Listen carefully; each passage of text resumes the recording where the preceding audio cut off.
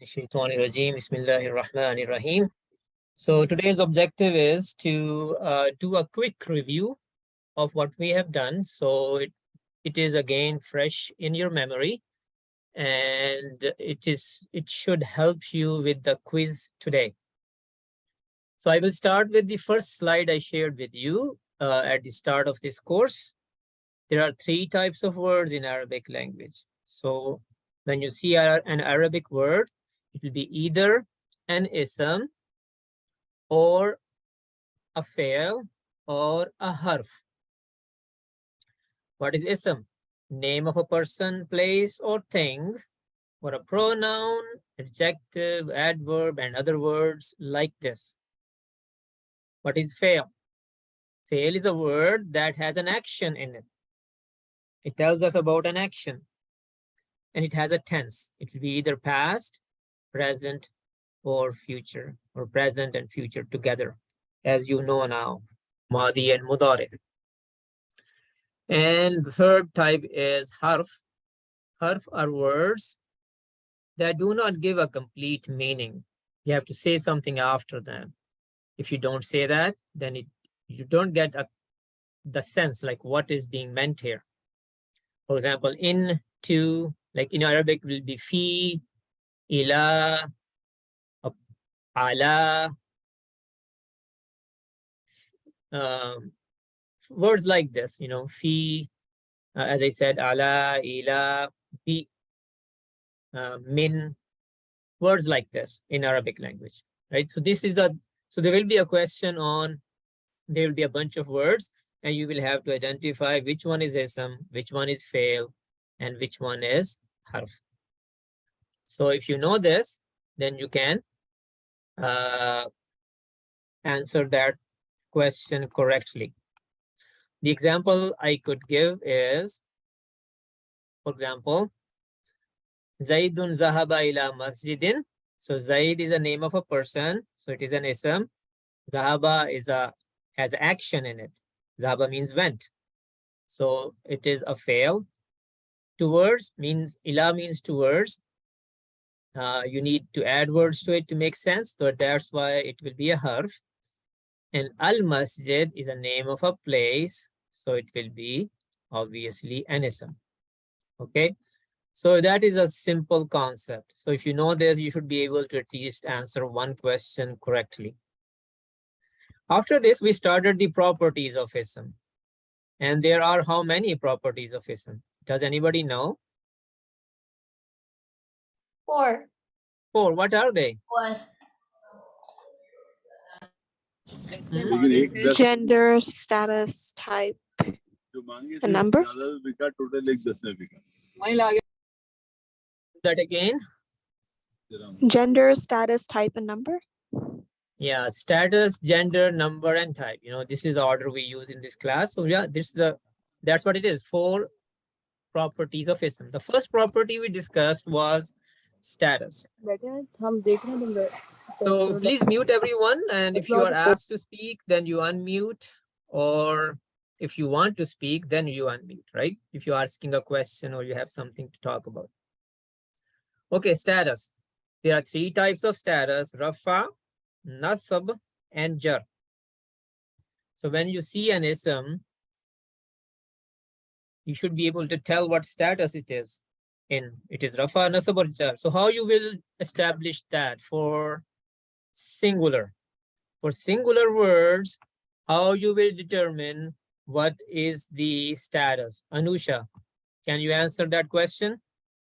Can you say the question again? Sorry. If you have a ism in front of you, and it is a singular ism, and you are asked to tell its status, how you would determine the status of a singular word? I would see what's the ending haraka. See the status. So, like if it it's is a dhamma, then I would say it's rafa, or like a double dhamma, that would be rafa too. Okay. If it's like fatha or double fatha, then read fatha, then would be nasab. If there's kasra and then read kasra, it would be jar. That will be jar. All right, good. Thank you, Anusha. Welcome. So if it is a dual word, then how we would know if it is rafa, nasab, or jar? Azan.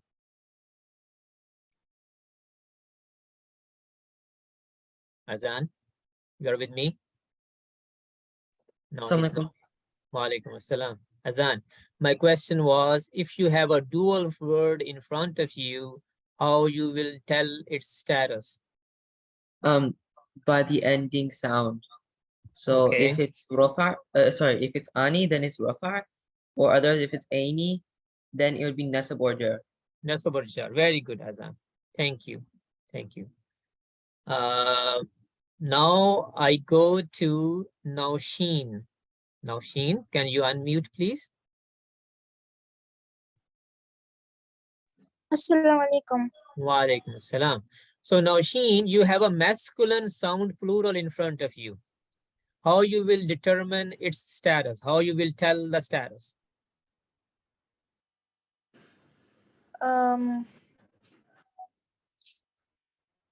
If it's una sound, then it would be rafa. And if it's ina sound, it would be nasab. Jar as well or no? Or jar. Yeah. When you see ina sound, it could be either jar, nasab or jar, right? Okay, thank you, Nasheen. And if you see, okay, let me find some. Musab Iqbal. If you see feminine sound plural and you are asked to tell the status, how you will determine? If it was feminine sound plural, it would have been atun or atin.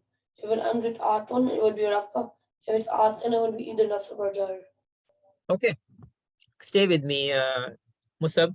If it is not a singular word, it is not a masculine sound plural, it is not a feminine sound plural, then it would be a broken plural word, right? So how you will determine if it is a broken plural word? If the plural doesn't end with una, ina, or ina.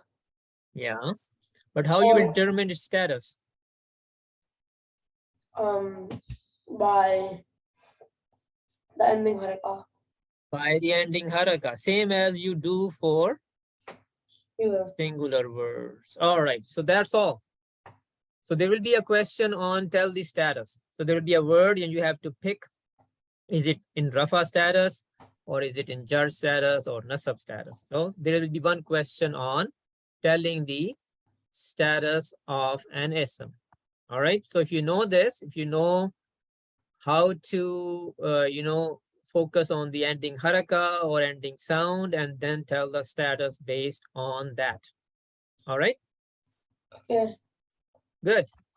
So after status, the second correct property of ism is gender.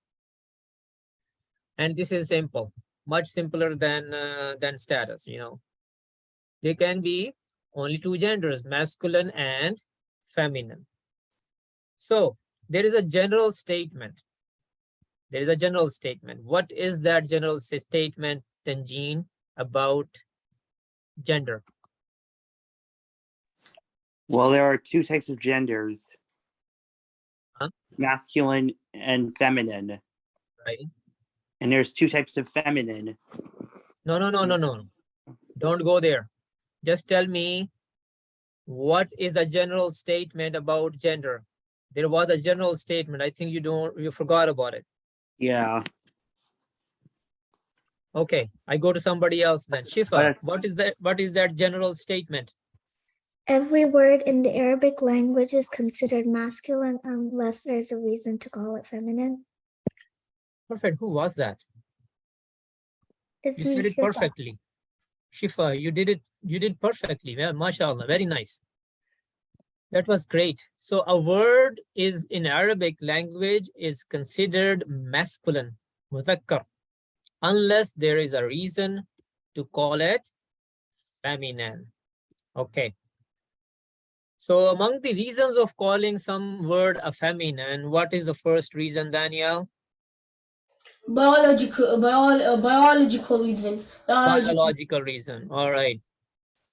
And what was the other one? Main reasons. Another reason is that that if it has a ta marbuta at the end. Ta marbuta at the end. The round ta.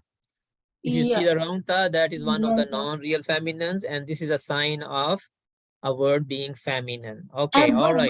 but the only words that don't count are Osama, or Ubaida, and Khalifa.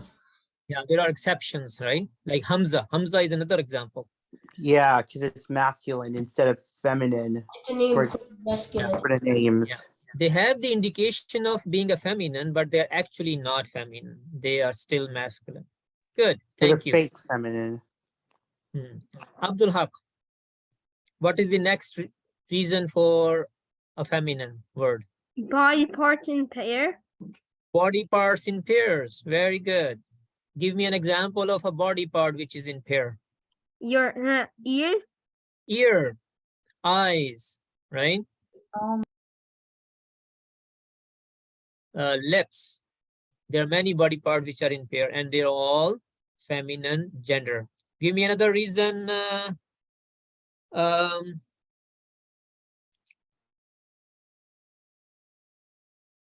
Hiba, give me another reason.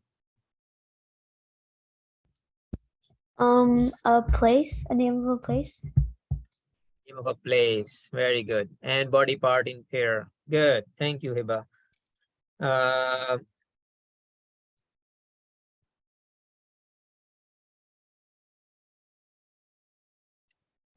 Can I ask Asif, brother Asif?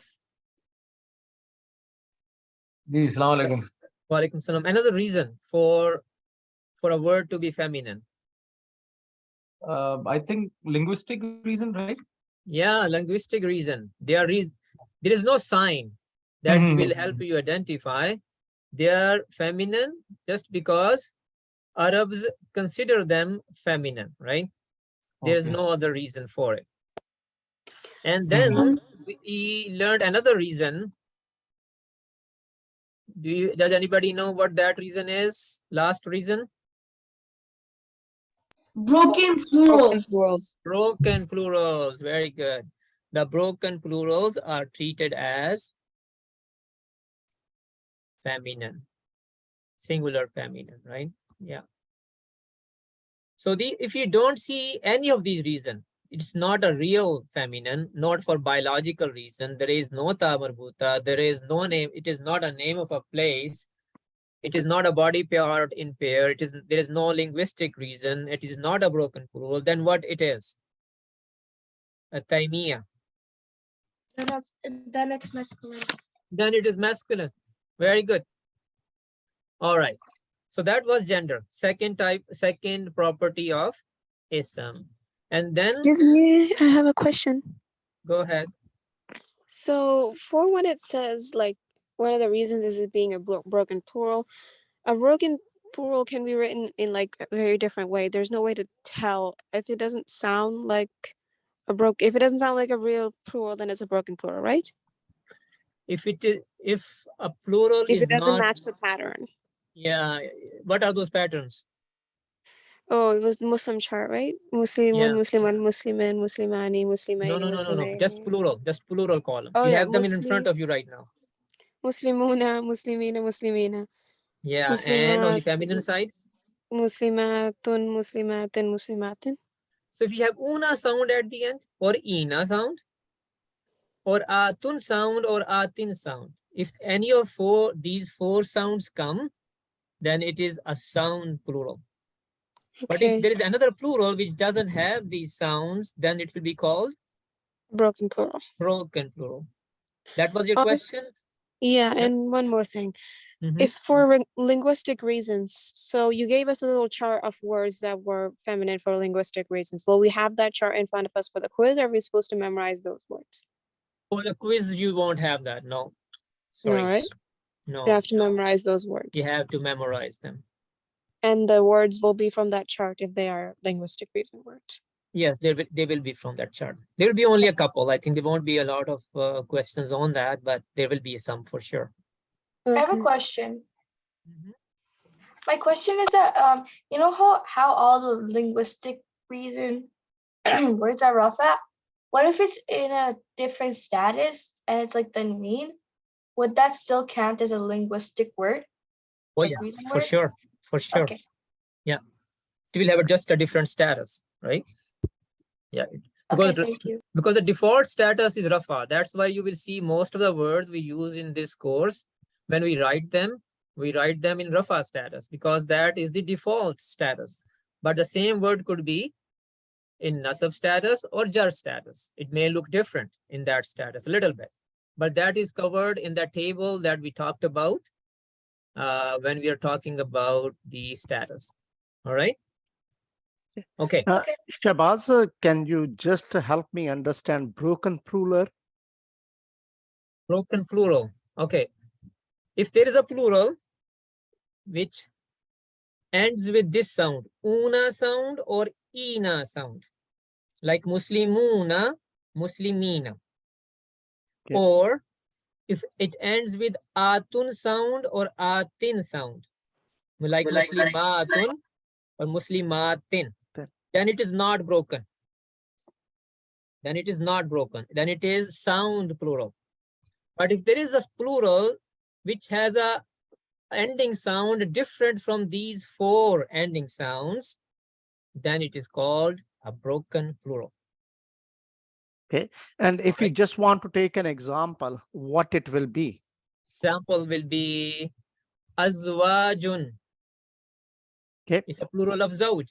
Azwajun doesn't end with una, ina, or atun or atin, and that is why azwajun is a broken plural. Yeah, Makes sense? thanks. Yeah, shukran. Yeah, no problem. So we already know about jins, adad. It could be singular, could be dual, could be plural. And we already talked about how to identify between a sound plural and a broken plural. So we already discussed this.